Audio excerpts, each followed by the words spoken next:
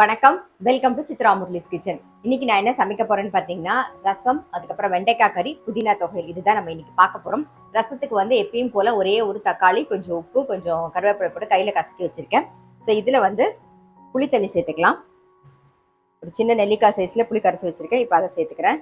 இது கூடவே வந்து மஞ்சள் பொடி,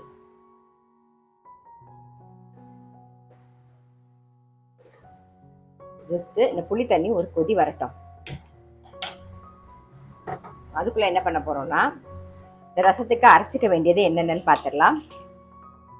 ஒரே ஒரு வரமிளகா, தோரம்பருப்பு வந்து ஒரே ஒரு டீஸ்பூன், சீரகம் ஒரு அரை டீஸ்பூன், மிளகு அரை டீஸ்பூன், ஒரே ஒரு பச்சை மிளகா, அதாவது பச்சை மிளகாவில் ஒரு பாதி தான் நான் போட்டிருக்கேன், சின்ன பீஸு, இஞ்சி, கொஞ்சம் கொத்தமல்லி, அந்த கொத்தமல்லியோடைய காம்பு இருக்கு இல்லையா, அது இப்போ இதை சேர்த்து அரைச்சி எடுத்துகிட்டு வந்துடலாம். நம்ம இப்போ ரசத்துக்கு அரைச்சி எடுத்துன்னு வந்தாச்சு. புளித்தண்ணி ஒரு கொதி வந்தோடனே நம்ம இதை சேர்த்துக்கலாம்.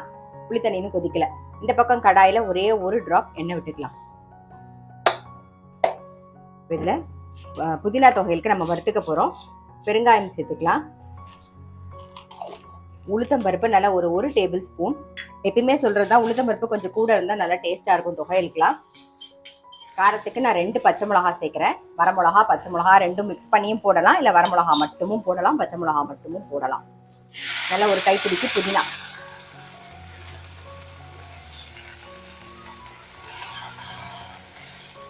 புதினா நல்லா வதங்கிடுது. கொஞ்சமாக உப்பு சேர்த்துக்கலாம். தொகைகளுக்கு தகுந்த அளவு உப்பு. புதினா வந்து குளுமை, ஸோ இந்த வெய்ய காலத்தில் புதினாவை கூடிய முட்டை சேர்த்துக்கோங்க.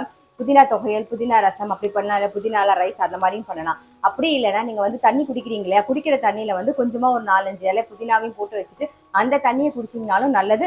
அதில் நீங்கள் ஃபேஸ் வாஷ் பண்ணிங்கனாலும் ஃபேஸ் வந்து நல்லா பிரைட்டாக இருக்கும். ஸோ புதினால நல்ல நன்மைகள் இருக்குது. எவ்வளோ தூரம் யூஸ் பண்ண முடியுமோ அதை யூஸ் பண்ணுங்கள். இப்போ இதை ஆஃப் பண்ணிவிடுவோம். ஆறுனதுக்கு அப்புறம் அரைச்சிக்கலாம். இதில் வந்து தேங்காய் சேர்த்துக்கலாம். அவ்வளோதான், ஆறுனோடனே அரைச்சிப்போம். நம்ம புளி தண்ணி ஒரு கொதி வந்துடுது. இப்போ அரைச்ச விழுதை சேர்த்துடலாம். தண்ணி விட்டு அலம்பி விட்டுடலாம்.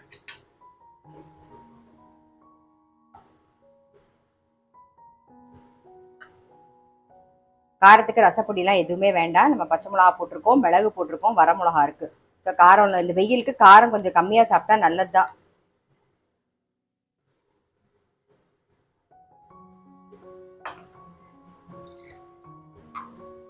ரசம் நல்லா பொங்கி வரட்டும்.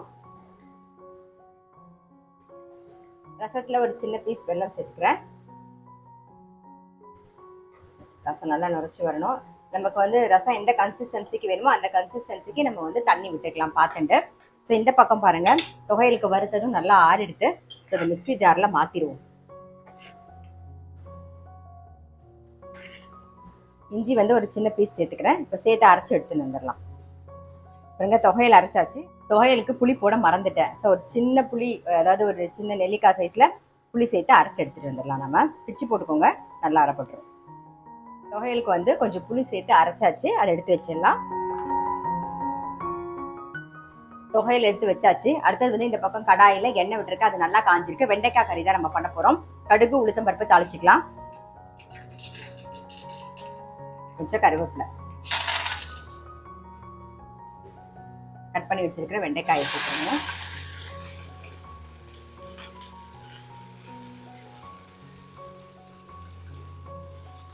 வெண்டைக்காய்க்கு தேவையான மஞ்சள் பொடி, உப்பு எல்லாம் சேர்த்துடலாம்.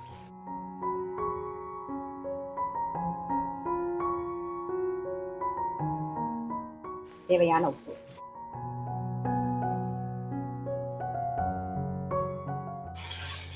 நல்லா மிக்ஸ் பண்ணிட்டு மூடி வச்சிருவோம். வெண்டைக்காய் அப்படியே வெந்துடும்.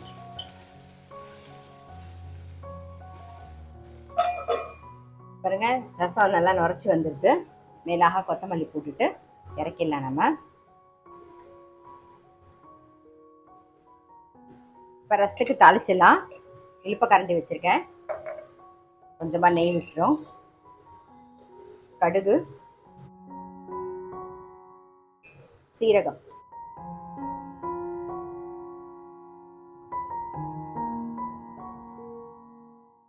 பெருங்காய பொடி சேர்த்துடலாம். இது கூடவே கொஞ்சம் கருவேப்பிலை. அவ்வளோதான், நம்மளுடைய ரசம் ரெடி. தாளிச்சுட்டு அப்படியே மூடி வச்சிருங்க. வெண்டைக்காய் வெந்துருக்கான்னு பார்த்துலாம். பாருங்க நல்லா வெந்துடுச்சு. ஸோ இன்னைக்கு நான் இதுக்கு வந்து இட்லி மிளகாப்பொடி இல்லை தோசை மிளகாப்பொடி எப்படி வேணாலும் சொல்லலாம், அதுதான் நான் இன்னைக்கு சேர்க்க போகிறேன். நிறைய பேர் வந்து என்னோட இட்லி மிளகாப்பொடி, அதாவது சிஎம் இட்லி மிளகாப்பொடி இல்லை தோசை மிளகாப்பொடி கிடைக்குமா அப்படின்னு சொல்லி கேட்டிருந்தீங்க. மில் ஹவுஸில் இந்த மிளகாப்பொடி கிடைக்குது. எள்ளு வாசனையோட ரொம்பவே சூப்பராக இருக்கும். பாருங்க, இது நீங்க வந்து இட்லி தோசை எதுக்கு சாப்பிட்டாலுமே நல்லா இருக்கும். இந்த மாதிரி கத்திரிக்காய் கறி, வெண்டைக்காய் கறி எதுக்கு போட்டாலுமே ரொம்ப சூப்பரா இருக்கும். பெருங்காயம் எதுவுமே சேர்க்க வேண்டாம், எல்லாமே இருக்கிறதுனால நம்ம ஜஸ்ட் அந்த பொடியை மட்டும் சேர்த்து மிக்ஸ் பண்ணா போதும். இதோடய விட்டுடலாம். வேணும்னா தேங்காவும் நம்ம போட்டுக்கலாம், அதெல்லாம் ஆப்ஷனல் தான். இன்னைக்கு ரெசிபி பார்த்துருப்பீங்க. ரசம், அதுக்கப்புறம் வந்து வெண்டைக்காய் வந்து இட்லி பொடியோ இல்லை தோசை மிளகா பொடி எப்படி வேணாலும் சொல்லலாம். ஏன்னா நான் பண்ணியிருக்க பொடி வந்து காமனா நீங்க ரெண்டுத்துக்குமே தொட்டுக்கிற மாதிரி தான் இருக்கும். இட்லி தோசை ரெண்டுத்துக்குமே தொட்டுக்கிற மாதிரி இருக்கும். ஸோ மிளகாப்பொடி, இட்லி மிளகாப்பொடி போட்டு ஒரு வெண்டைக்காய் கறி பண்ணியிருக்கோம். புதினா தொகையல். நான் சொன்ன மாதிரி புதினா வந்து ரொம்ப குளுமை, அதனால இந்த வெயில் காலத்துல புதினா வந்து கூடிய முட்டை சேர்த்துக்க பாருங்க. டெய்லி நம்ம புதினா சேர்த்துக்க முடியல, நம்ம குடிக்கிற தண்ணியில வந்து ஒரு 4-5 இலை புதினா இலையை போட்டுட்டு நீங்க அதுக்கப்புறம் குடிச்சிங்கன்னா கொடுங்க, அது கூட நம்ம உடம்புக்கு ரொம்பவே நல்லதுதான். ஸோ அது மாதிரி கூட நீங்க பண்ணலாம். இட்லி மிளகாப்பொடியோட லிங்க் வந்து நான் மேலேயே கொடுத்துட்றேன். மில் ஹவுஸ்ல கிடைக்குது. அவங்களுடைய நம்பர் வந்து டிஸ்கிரிப்ஷன் பாக்ஸ்ல உங்களுக்கு தரேன். சிஎம் இட்லி மிளகாப்பொடி அப்படின்னு கேட்டீங்கனாலே போதும், டக்குன்னு கிடைச்சிடும், கொடுத்துருவாங்க. நீங்க கண்டிப்பா டேஸ்ட் பண்ணி பார்த்துட்டு சொல்லுங்க. நான் அடுத்த வீடியோல சந்திக்கிறேன்.